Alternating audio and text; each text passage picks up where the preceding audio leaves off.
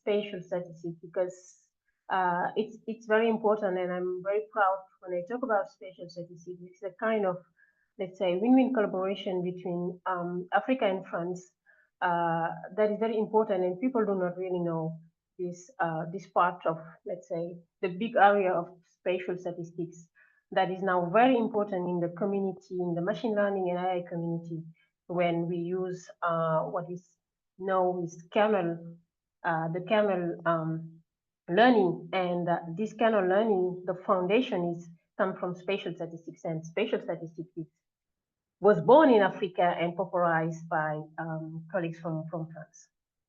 Okay, let me give you a short example, let's say simple example of what we call functional data analysis. I'm sure that you know what the time series data. Usually when you have time series data that vary on time, like you take the temperature during a day, each hour you have the value of the temperature, and usually this kind of data are modeled in statistic and probability are random variable with time dimension.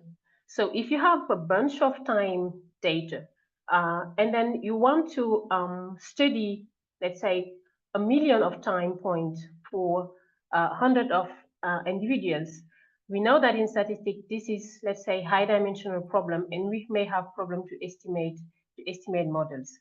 And let's say a little bit more than 20 years ago, some researchers from basically from France, from Canada, were trying to extend the basic statistical, let's say, modeling or data to the case where you take a time series, the whole data, like a curve, like a function, instead of discretizing.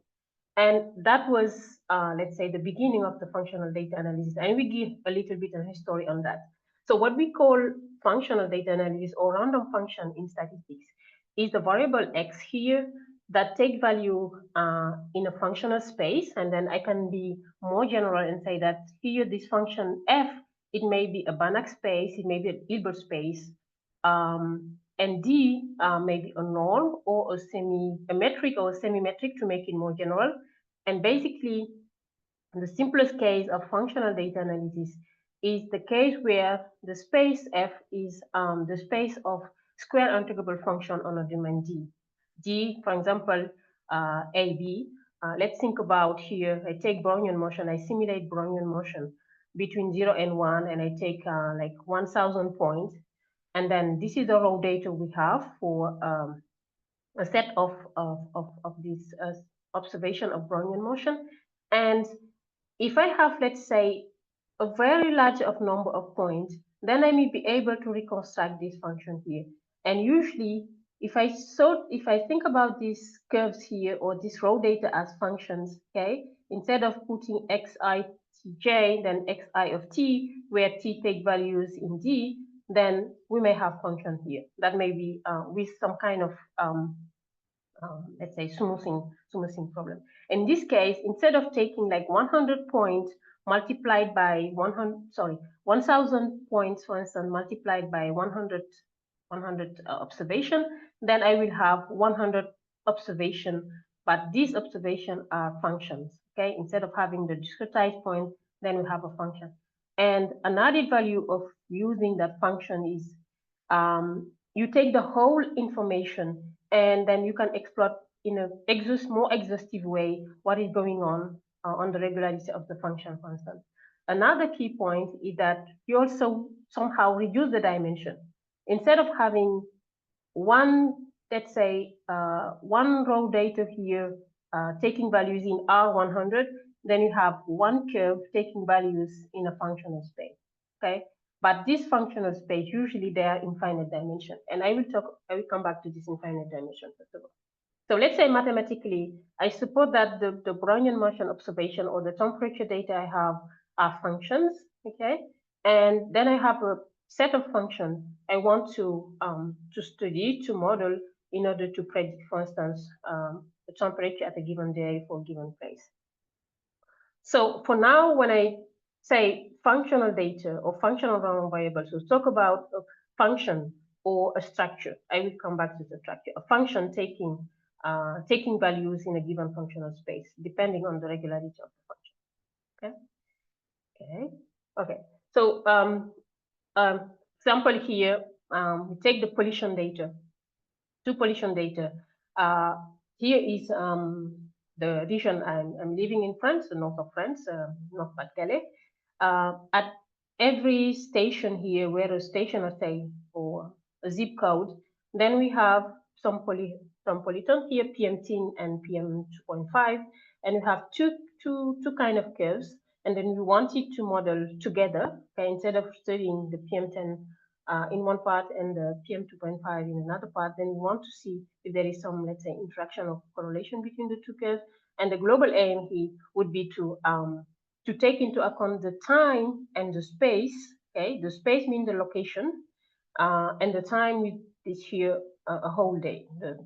And then what we want here is to highlight the places in this region where you have unusual pollution. Okay, unusual value of the pollution. It may be higher or lower part. Okay, and yeah, this is an example we use. And going back to the spatial point of view, because since I don't have so much time, I don't want to go into detail in the spatial part of view. So like I said before, spatial statistics was like popularized at the end of the teens by South African, some of you know, Daniel Krish, South African engineer Daniel Krish, who at that time proposed the prediction model that was the best one at that time. And 10 years after, let's say a scientist from France, Matteron, formalized mathematically the prediction model of Daniel Krish and showed that it was the best unbiased linear predictor. Okay, if you have a linear predictor that is unbiased, then you can do better than the Kriging model. And now this Kriging model is used in a lot of area in probability in statistics. And like I said, this kernel part of the AI and machine learning method, they use the way the Kriging method take into account the correlation between the location. For instance, here to give you an idea, if you see that this part here, you have the orange part, meaning that here the pollution is, let's say, medium, and then here the pollution is higher and low in this part. Then you see that here there's some spatial, let's say, heterogeneity or spatial dependency here. If you want to model this spatial dependency using, let's say, Gaussian random processes, then the way this covariance or correlation is modeled is now very useful in machine learning. Another example back coming from Africa here was based on management, fisher management in the west part of Africa, starting from Mauritania to Senegal and then further. And that was let's say the topic of the thesis of one of my PhD students in collaboration with Senegal and France, between CNRS, ERG, and the case was here to highlight the part where, or the kind of fishes that, let's say, where the distribution varies over the time and the space. And the global aim was to predict the stock of some species in that region.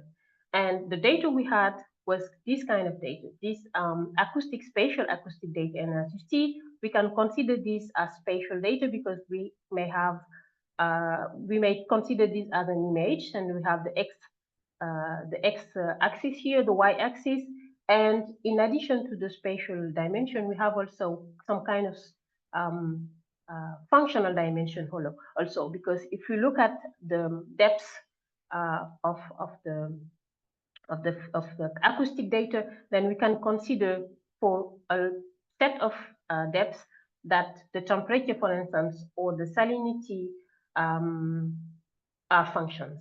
Okay, and in that case, we also mobilize spatial functional data. Okay. Another example also on EEG or finger movement is that if you look at this, let's say the head, brain, and then you take the position, some position here, and at each position you have like you have electrode, and then you have data base located at here. Then you may have several data, and at each electrode you have a curve or several curves, and this also is an example of functional data. So why FDA? Like I said, we can consider raw data and work in multivariate statistics. Why using complicated method to do the same thing? As I said before, taking into account the functionality or the structure on functions or images or let's say biological structure, etc., is very important.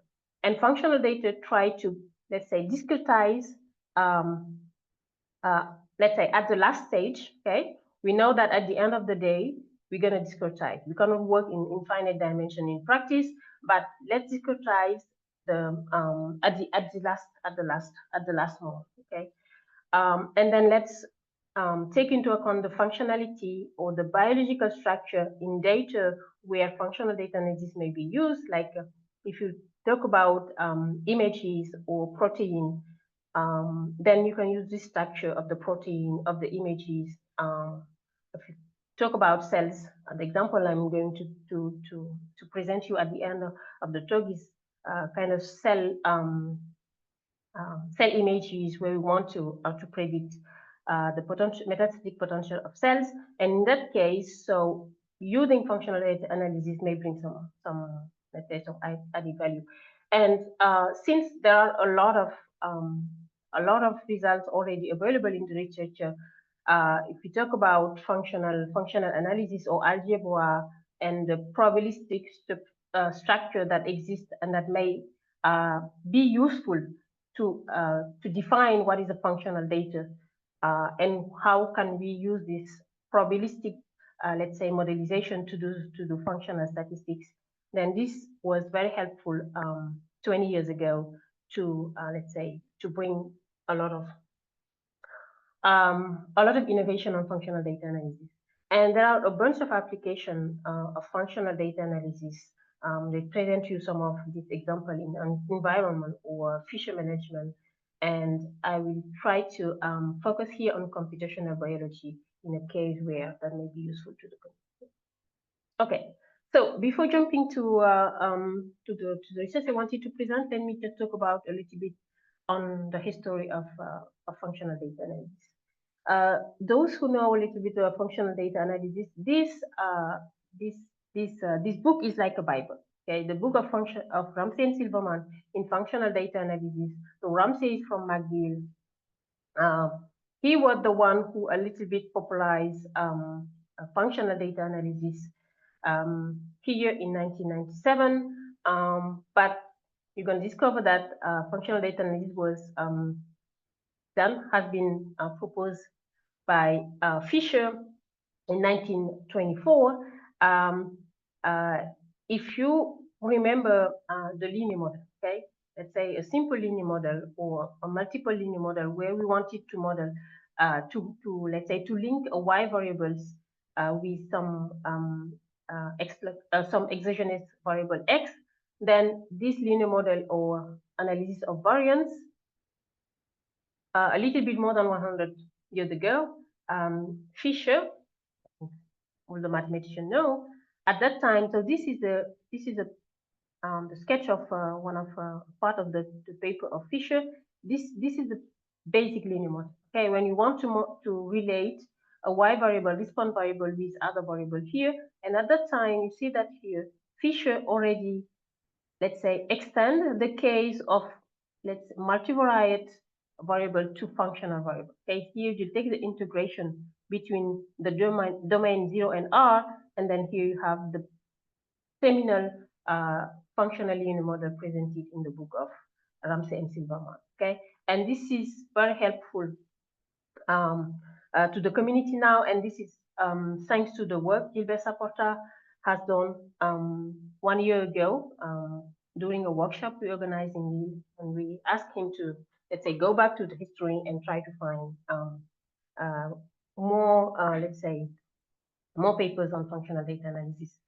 And then today, like if you see in my title, I outline PCA. Okay, PCA, like principal component analysis. In other words, dimension reduction. If you have a lot of, let's say, you have a data set and then you have a lot of variables, and you want to, let's say something in your data without going into details in all the variables, all the data, then PCA, that is, let's say, very linked to algebra, may permit to use the dimension. And in the case of functional data, it's really, really important to do PCA because we are dealing with infinite dimension spaces. So we need to reduce the dimension. And a little bit, let's say, 51 years ago, Jean-Claude Deville, a French scientist, you see that's French, already also talk about somehow to functional data and then functional PCA before the famous book of Francine Zimmermann. So let's say during 15 years at the, let's say, beginning of 2000s, like I said, 3 teams in the world were working on functional data analysis. One in Paris with my former PhD advisor, one in Montreal at McGill, and one in Toulouse, yes, in France. At that time, so the functions we were dealing with was time series function, okay? Meaning that in the structure was dealing with time. And then step by step, knowing that this functional data analysis may be used to model shapes, biological structure, etc., then step by step, we converge to new generation of functional data. So new generation of functional data is all the data that may have some structure or some dynamic, let's say, some dynamic structure that may be also considered as functional data. And if you also consider the space dimension, like the pollution data I showed you before, then you have the time, the space, you combine images, etc. Then we now are in the, let's say, in the stage of new generation of functional data, where here, if you look at this bold X, and then I suppose that this bold X is composed of P may be very small or high, maybe two dimension, like I'm taking the pollution, the curve pollution of PM10, and PM2.5, or I can consider more covariate here. And each function here, each random variables, may live in a functional space, different functional space. So the simplest case is curves, like the pollution data. We can also consider sequences, like you take patient at the hospital and you want to see their stage, okay, the state of disease during a bunch of time during the period in the hospital. Then this is frequency. This is not quantitative. Okay, it may be like the person is in a good situation and then a bad situation 2 days after, etc., etc. And in this case also, this may be considered as function of sequences. If you take images, the structure of images may also be considered as a functional data. And then you see that here, if we combine like different case here, we may have several components of the functional random variable that are different. Okay. To give you an simple example, let's take a brain, and then you take patient, you take the MRI of the patient, you have the brain, and you ask the patient to write numbers. Okay. And then you combine. So for each patient, you have two different information. You have an MRI of the brain, and then you have the image of the patient one. Okay. So in that case, the function then have two dimensions. Okay, and function.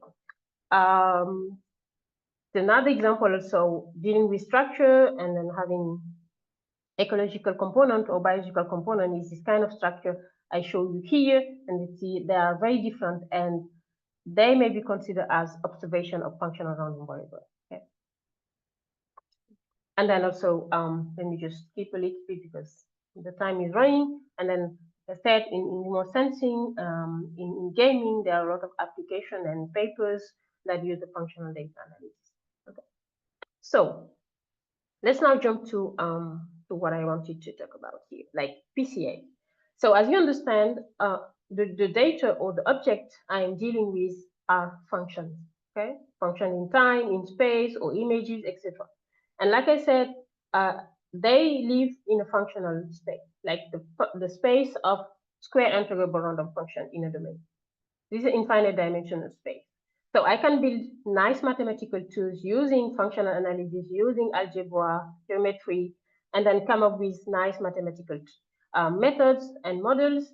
But at the end of the day, to apply in practice, I need to work in a finite dimensional space. Okay. So instead of considering the space, the space of square integrable functions in finite dimension, I can, let's say, use basis function of the space F and now focus on a subset of a function of this basis function. And PCA is able to do that. Principal component analysis is able to reduce the dimension, the infinite dimension, and permit to focus on a part of this subspace where I can find, let's say, some relevant information regarding the problem I'm dealing with. Let's say if I want to predict the behavior or the state of a patient, knowing the history of the patient, knowing biological information of the patient, etc., then if I have like MRI, like before, then I can use this MRI with individual information of the patient to predict the state of the disease or the state of the patient. Okay, and to do that, at the end of the day, I need to work with finite dimensional. Okay, for the computation point of view. And this is what we did during the last 10 years with a lot of collaborators, and part of them are from Africa, where we deal with time, space, okay, or we deal with time and space differently, and we take into account the fact that the data we are dealing with as function, they may be dependent in time and in space, and sometimes we don't have a random sample. Okay, they call stratified sample. We don't have a random sample. Usually in statistics, when you have a random sample, then it's easy. When the sample is not random, okay, meaning that you have a case control random or endogenous random or stratification, then mathematically, if you want to build a robust prediction model, you need to take into account the fact that your sample is not random. And then here today, I'm going to just talk about the stratification or the fact that the sample is not random, and then give you an example on the case of prediction. To do so, let's jump to the PCA method. Okay, so if you have a basic random variable in R, we know that the expectation is very common. But now, if meaning that my x is a function, then we can define the expectation mean, mu of xt is the expectation of xt. Okay, here I let's say drop all the probabilistic part, etc. And then for the covariance, if I want to see if there is a correlation, linear correlation between let's say the temperature at time t and the temperature at time u, then this covariance function may be able to do that. Okay, and empirically, if you have observation at some given location or station for this temperature, then we can have an empirical mean. Okay, and then here we know theoretical guarantee on this empirical mean. It converges to the true mean in probability, etc. You have the standard deviation, the deviation from the mean, and also the empirical covariance. Also, these are very simple. They are derived from the basic one, very simple. Okay. And the theoretical guarantee in the IAD case are very simple values. So going back to the Brownian motion I showed you at the first beginning with some example here. Now I simulate a bunch of this Brownian motion. Okay, this is the true one, the true mean, and the true SD. And then since the sample size is very large, then the estimation are very close, and this gives you an idea of the sample covariance function and the estimated, the true one and the estimated one. Okay, and these correlation covariance function are central when you do PCA. Okay, when we do PCA, remember that what we want to do here in this functional part is to, let's say, write down the functional variable x using the kernel lower decomposition, okay, using the basis function of the PCA. Okay, so here I suppose that the function v are the eigenfunctions, okay, derived from the covariance here. Okay, and then here I just hidden the operator, because here we use the operator function, covariance operator, because the x are functions. So based on the eigenvector and the eigenvalue of the covariance here, covariance function or covariance operator, then we are able to write down this kernel level decomposition. And then if we truncate to one number here, then we can focus on the subspace of the function spanned by the first k eigenfunction, for instance. And in this part, okay, this kernel level decomposition, again, some history, has been, let's say, tribute to Carrie Coronan and Yuri, and Michel Lover and Carrie. But so my good friend discovered recently that before that, 3 years before the famous kernel level decomposition, an Indian scientist already proved that kernel level decomposition, and then we think that it would be good to also cite this scientist. Okay.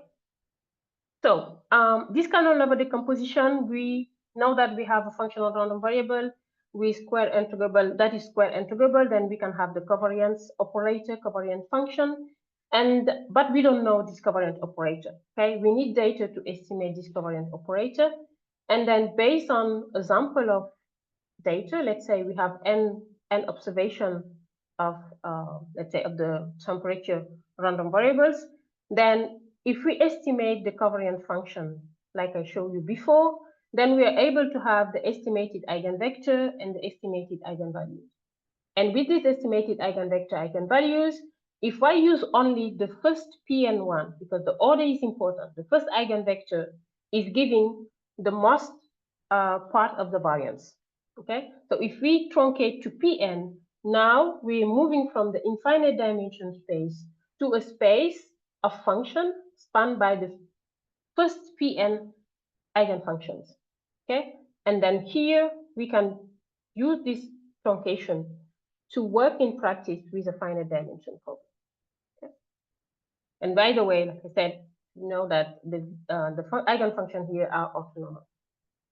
To give you a simple example on, let's say, this data, if you do functional data, you know this Canadian data from the book of Ramsey Silverman.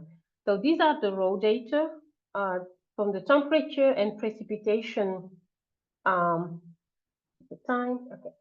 temperature and the precipitation at some location, at some station in Canada. And then if we consider these as functional data and we use PCA, okay, if I use basic PCA, suppose that these data are independent, and usually it's not the case, okay, because we have stations, meaning that there is some kind of spatial dependency.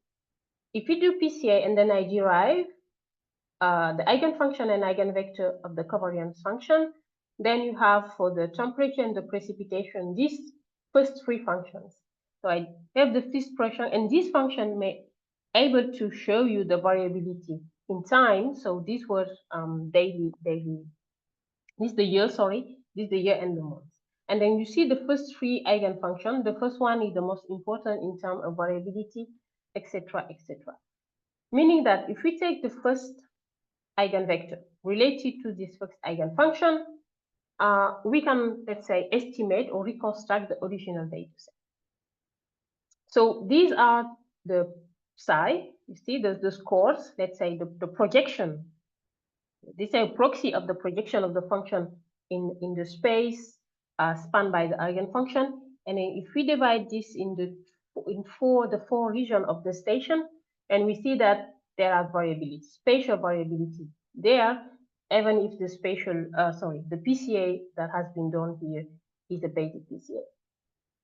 So here, what I'm showing to you is instead of working on the original data set in their infinite dimensional function space, then I truncate to 3. I take the first 3 eigenfunction and use the space of functions spanned by the 3 eigenfunctions, and then reconstruct the original data set. So the dash one are the estimated, let's say the reconstruction one, and the one are the true one. And then as you see here, it's not so bad. Only with 3 functions, then somehow the estimation is not so bad. And if we increase, theoretically, we know that if p goes to infinity, then we tend to have the true function, okay? With only 3 functions, we're able to have an estimation that is not so bad. Okay, that just to convince you that when doing PCA in a convenient way, we are able to estimate the true function in the infinite dimensional space, okay? And if this done, let's say the Pn has been chosen in a convenient way, the truncation and the function, so that we can use the projection of this data in this this subspace of the functional space and do regression or do prediction. And what I'm interested here is to estimate the relation between a response Y, so let's say the disease of a patient, based on some information. And then here, to make it simple, I only choose one function. Let's say one function per patient. And this is modeled like an expectation of Y given X. This is the function of this, okay? This is a phi, and this is a distribution function. It may be a Gaussian distribution function or whatever. And somehow we can have a kind of what we know logistic regression or probability regression to estimate these relations. And then as you see here, what is inside the brackets here is similar to what I show you for the Fisher model, the functional linear model. Meaning that here, if I know the alpha and the theta, okay, this is the parameter I have to estimate. If I know them or I have an estimation of this, then we're able to estimate the relation between Y and X, okay? And here, so the difficulty is that this theta that is unknown is a function. So we need to estimate this function to be able to have this relation. So we need data for that. And we need to truncate to do spatial PCA. Let me just jump to this here. So going back to the X, so we write down the X in the basis of the PCA, okay, using the infinite number of the PCA. And then if we truncate like before, Pn, okay, then we're able to only work on the Pn scores. So here for the X, let's say the temperature, if you want, and here for the parameter theta. So theta is the guy I wanted to estimate, to have the relationship, okay?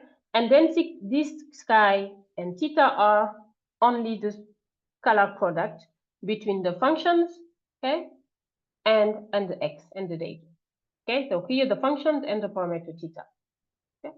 So now if we truncate to Pn, okay, now we can rewrite the previous model to a truncated one, a truncated likelihood to the estimator. So if we truncate to Pn, meaning that we consider the Pn first function of the eigenbasis, then we can go back to a finite dimension problem. Okay, so let me just skip this part because it's a little bit technical and time is running. So now if we have if I put theta dag is the alpha, the intercept, the alpha parameter, and the Pn, let's say, projection or scalar product between the unknown function and the basis function, then this is the set of parameter we have to estimate in a maximum likelihood way. Just keeping all the detail. And then here, we're trying to find the best parameter theta based on the data, okay, that able to estimate the relationship. And once this is estimated by maximum likelihood, then we can go back to the parameter of interest, the function, and estimate it like that one, okay? And if Pn goes to infinity in a given order, we know we have the guarantee that theta star converges to theta in probability or more strong relation. Okay. Now, let's consider the case that the sample I have at disposal is not random, okay? It's not a random sample. It's like, if we consider like rare disease, okay? You have rare disease and you want to estimate or to find the parameter or the variables that influence this rare disease. Then if you take a random sample, let's say to a hospital, you go to the hospital and then you take during the last 10 years, the patients, and then you may have a few number of patients. Okay, you cannot do a random sampling. If you do a random sampling, you're not able to estimate the probability of having the disease or to highlight the parameters or the variables that are linked to the disease. So for that, case control may be used or other stratification that may be useful. In that case, if I go back to the expectation I talk about later, and then consider the fact that the variable y is a status, like 1 or 0, sick or not. So this probability is expectation of, since y is binary, and then I will write it this way. And the difference between what I talked about before is that here, to estimate the alpha and the theta, I don't have a random sample. I have a stratifying sample in here, and I consider a sampling process that is in that way. Let's think about the population is divided in two cases. Okay, you have the patient, you have the sick person, and you have the healthy. Okay, for a certain disease, and you have the probability of having the disease in the population. Okay, in the whole population. In practice, we don't know that. Okay, we don't know this probability. And then you have a sample, and that sample, you take the sample in a such way that you want it in your sample to have H star probability of patient, okay, of people having the disease. Okay, you fix this H star, meaning that you want a sample with 50 patient and 50 healthy guys. Okay. And then based on that, then you can do the stratification. You can do the stratification to be able to have 50% of the H star of patient and 50% of control. Okay, and this is in biostatistics or epidemiology, what we call case control. In economic, it's called choice-based. But so if I go back to the likelihood, using the fact that the sample is not random, okay, and then we correct this non-randomness of the sample by using this ratio here. The ratio of let's say the probability of having the disease in the sample and the ratio of having the disease in the population. So like I said, this in the population is not known, but we can estimate it non-parametrically, for instance. Okay. So this is the likelihood, and if we consider this likelihood with a truncation on the x, okay, the projection on the basis spanned by the first Pn eigenfunction, then we're able to estimate the theta. We're able to estimate the theta function here and have this estimator here, okay?